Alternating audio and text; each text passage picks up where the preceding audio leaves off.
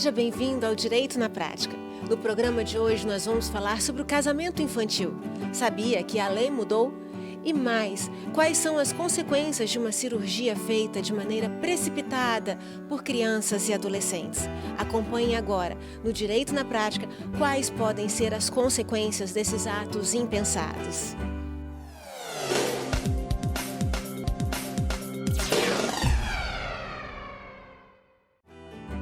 Eu converso com a doutora Anne Brito, professora e mestre em processo civil. Doutora, muito obrigada por ter aceitado o convite do Direito na Prática.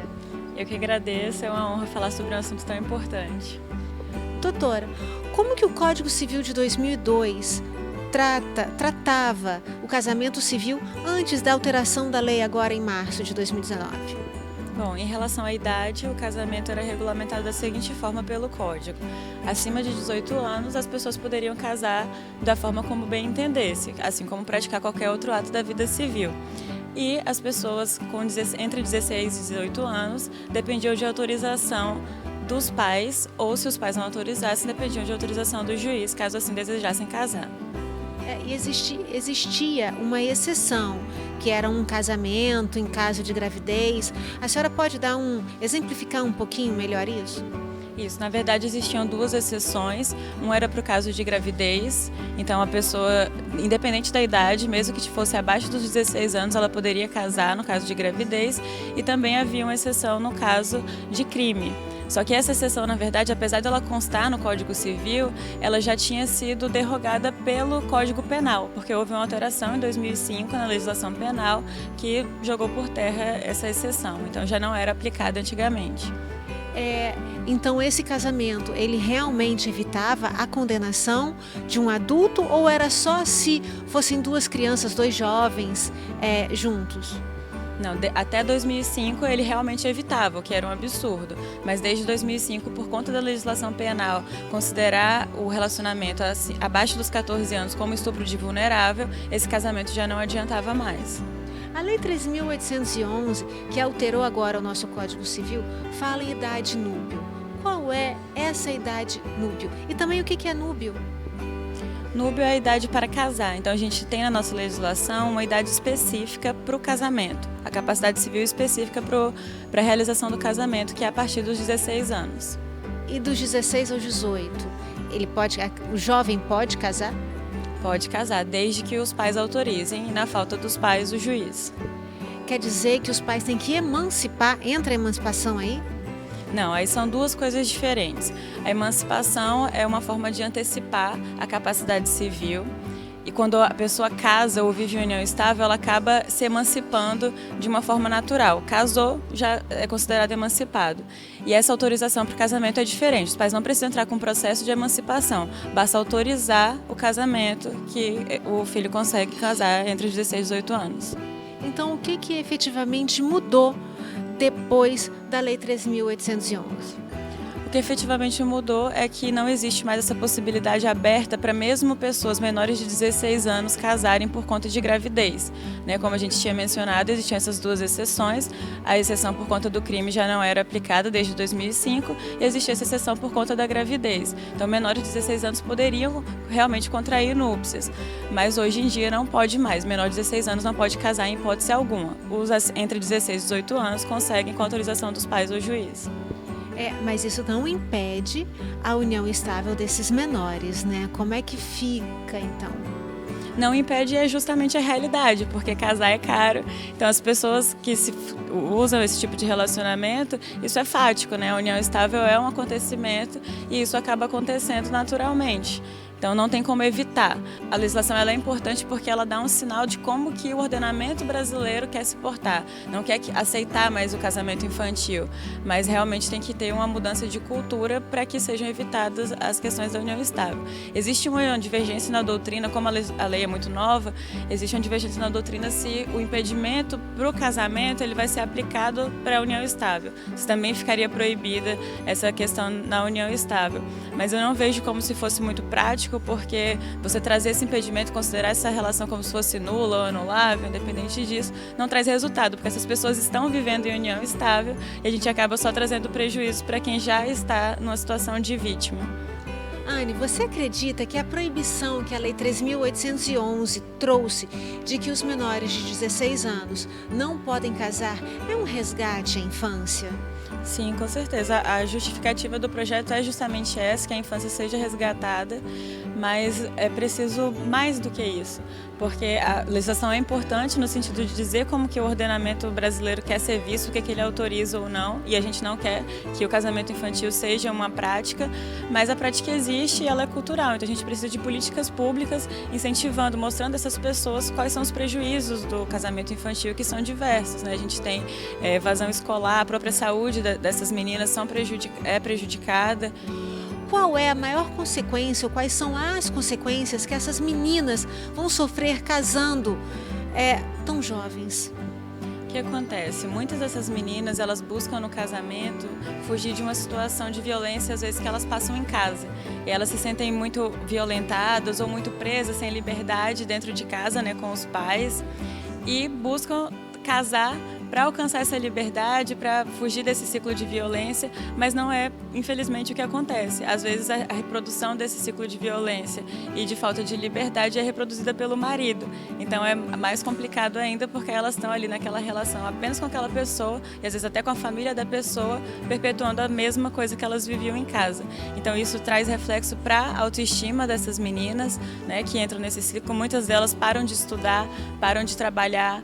Então é muito complicado porque gera um reflexo também financeiro que acaba aprisionando cada vez mais. Então elas estão ali naquela situação, né, perderam a infância por conta do casamento e aí, por conta do casamento também param de estudar, não conseguem se colocar no mercado e não conseguem sair daquele ciclo, daquela situação que não é favorável para elas justamente porque elas não têm instrução para se bancar financeiramente. E também tem a questão do menino, né? Porque se for, a gente está falando numa situação que pode ser o rapaz mais velho e a menina mais nova, mas se forem dois jovens de 15 anos de idade que ainda estão cursando o ensino médio, vão morar junto com os pais, ou vão os dois abandonar a escola, então não só a menina vai sofrer consequências, né? É claro que para a mulher que fica grávida, muitas vezes para a vida, as consequências são maiores, mas os meninos também sofrem isso. Sim, e é algo que traz um impacto, né, para a criança. Então a criança está ali perdendo a infância e isso impacta diretamente no adulto que eles vão ser e o adulto que a sociedade está recebendo. Então é um problema realmente social, né? Não fica restrito àquelas pessoas, porque essas pessoas vão ser lançadas para a sociedade. A gente tem pessoas que pularam etapas, então elas não tiveram oportunidade de se formar direitinho, né, de viver cada etapa da vida para que fosse desenvolvida o emocional, o profissional da forma que a gente espera. Existe alguma forma que a sociedade pode ajudar na prevenção dessa gravidez ou desse relacionamento, dessa união estável precoce? Sim, com certeza. E é tão importante quanto a lei é justamente essa mudança de paradigma na sociedade, né? Que a sociedade se envolva e realmente busque quebrar esse ciclo. Então, campanhas em escola para ensinar para as crianças, né, a importância do estudo, a importância do trabalho e a própria importância da educação sexual. Porque quando a gente fala de educação sexual, é tratar a realidade, porque essas pessoas estão com a vida sexual ativa. Então, é ensinar para elas como não engravidar na adolescência, porque traz um impacto para a vida, o corpo delas não está formado para engravidar. Então, o reflexo disso na saúde delas posteriormente é muito grande. Então, é trabalhar todas essas formas, né? Educação, o trabalho e a sexualidade.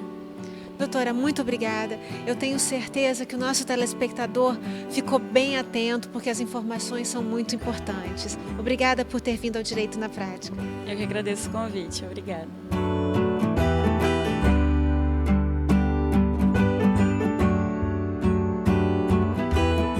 Para a psicanalista Cláudia Prete, crianças e adolescentes não estão preparadas para as responsabilidades de um casamento. Doutora, antes era admitido o casamento para menores de 16 anos com a permissão dos pais em casos excepcionais. Hoje não existe mais essa permissão. A senhora acha importante não haver essa permissão?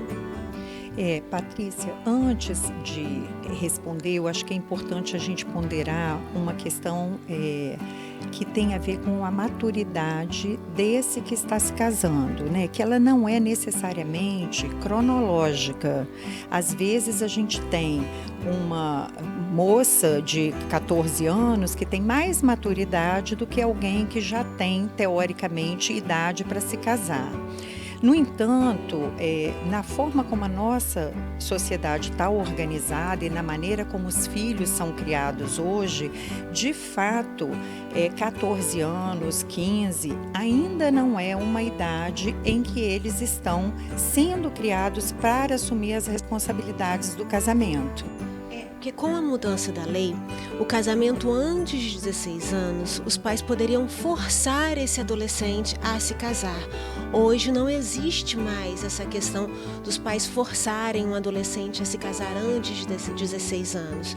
Isso a senhora entende como importante?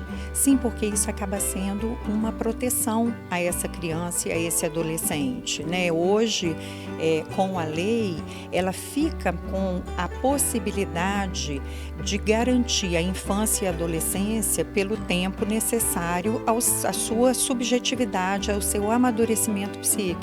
E protege também de qualquer atitude impulsiva, né? Porque o adolescente, ele é impulsivo. Porque o que também muitas vezes a gente vê é que é o próprio adolescente, né? Porque a adolescência a gente tem que pensar que é a idade das paixões, né?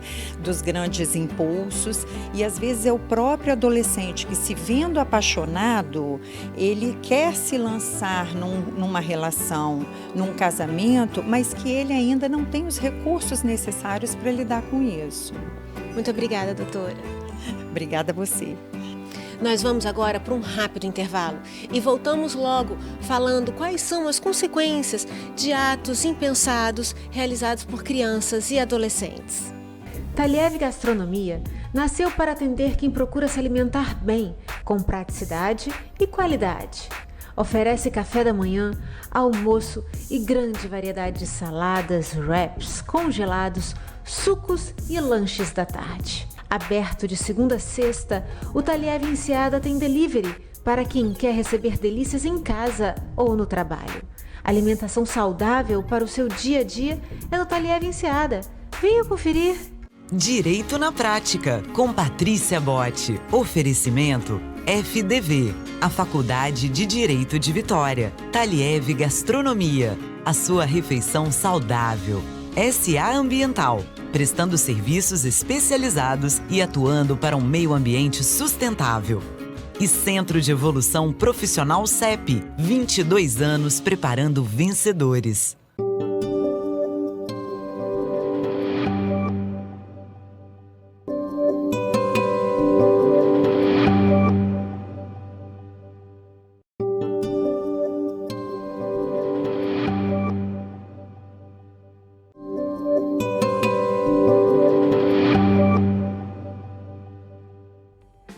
Estamos de volta e agora vamos conversar com o Dr. André Obermüller, cirurgião plástico, que vai nos falar quais são os riscos de realizar cirurgias plásticas precocemente.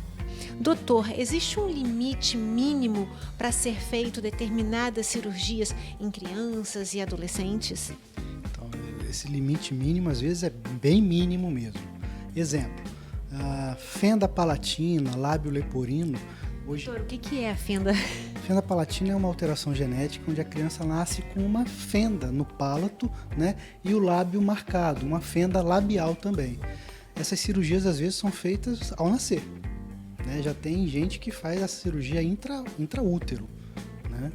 A orelha em abano, por exemplo, se opera a partir dos 6, 7 anos, quando a criança inicia a idade escolar, justamente para evitar bullying, né? E idade máxima não tem. Eu tenho pacientes operados com 80 anos. Tem que ter a saúde. Tem que ter saúde. Tendo condição clínica, né, boa saúde, pode operar e não tem uma idade determinada. Doutor, nós estamos falando dos jovens que são muito impulsivos, que eles têm um querer muito forte.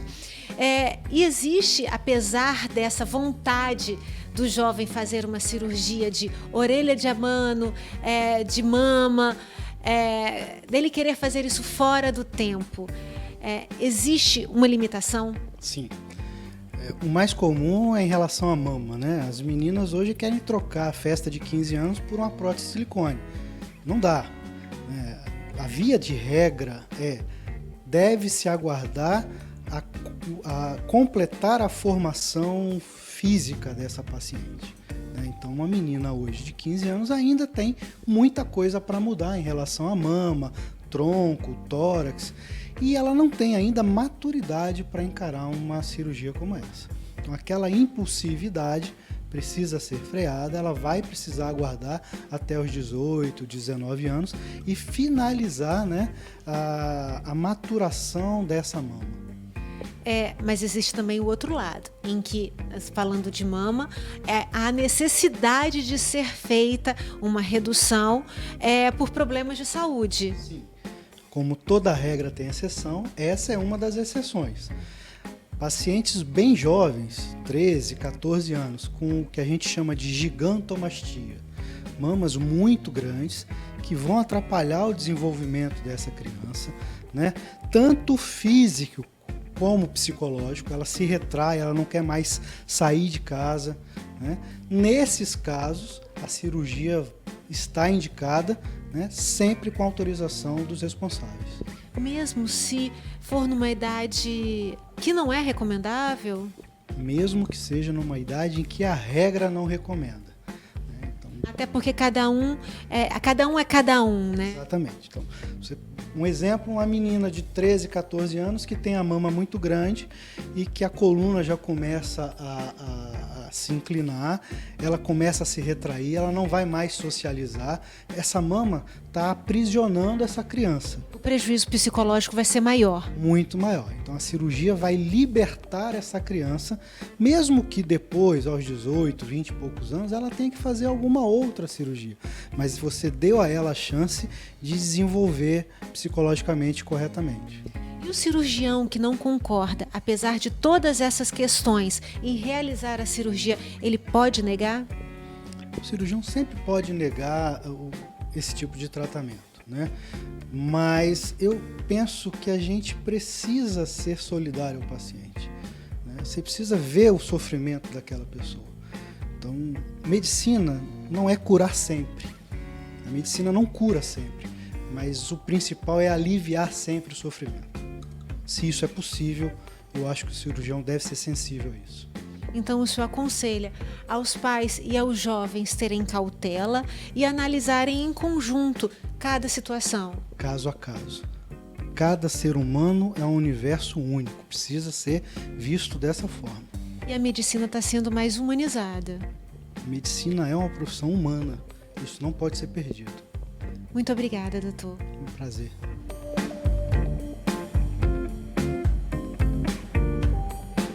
Para a doutora Cláudia, antes de qualquer cirurgia estética, é necessário que haja uma boa avaliação, não é isso, doutora? Claro, né, Patrícia, porque uma cirurgia estética, ela é uma cirurgia definitiva. Então, independente da idade, ela precisa ser bem pensada, porque aquilo vai alterar a imagem da pessoa. E como nós estamos tratando de crianças e adolescentes, quais são os casos em que é recomendável para que a criança ou adolescente não tenha uma consequência psicológica pesada? É nesse sentido que a avaliação é importante, né? Quais são os motivos dessa cirurgia, qual o lugar que essa cirurgia vai ter para esse adolescente, porque às vezes ele tem, de fato, no corpo, alguma característica que atrapalha o seu dia a dia, atrapalha a sua rotina, que tende a ter até consequências físicas. Nesse sentido, uma avaliação bem feita e uma cirurgia tem o seu lugar.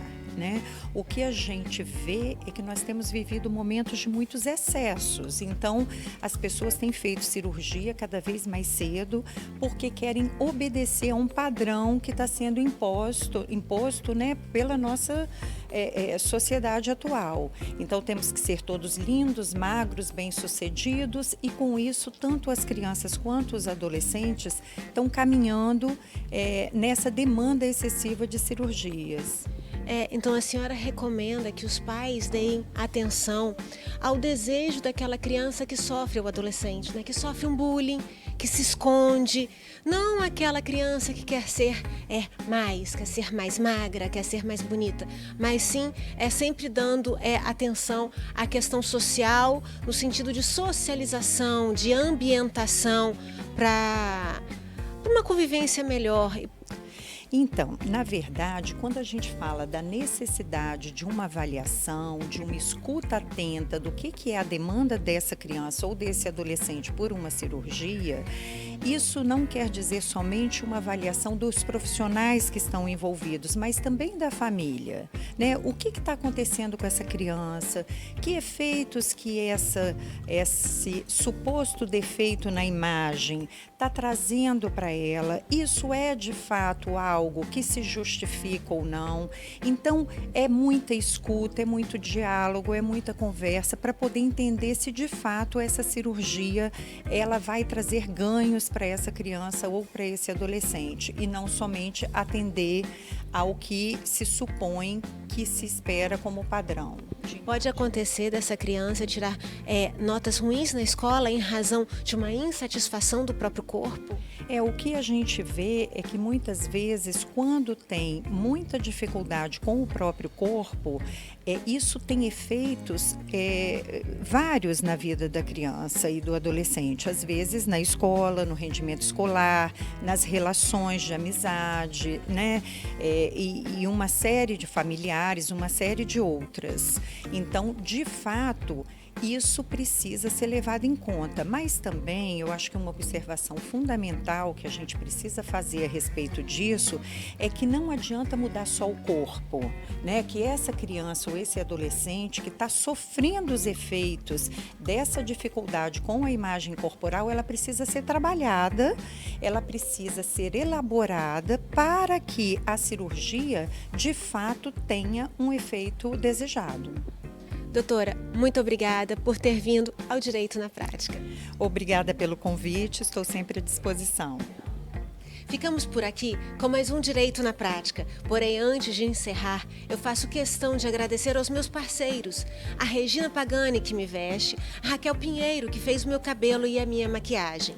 E para você que quer rever este e outros programas, siga as nossas redes sociais. No Instagram, TV Direito na Prática, no YouTube, Direito na Prática, com Patrícia Botti, e no Facebook, Direito na Prática. Ou mande e-mail para tvdireitonapratica@gmail.com. Até o nosso próximo encontro. Direito na Prática, com Patrícia Botti. Oferecimento FDV, a Faculdade de Direito de Vitória. Taliev Gastronomia, a sua refeição saudável. SA Ambiental, prestando serviços especializados e atuando para um meio ambiente sustentável. E Centro de Evolução Profissional CEP, 22 anos preparando vencedores.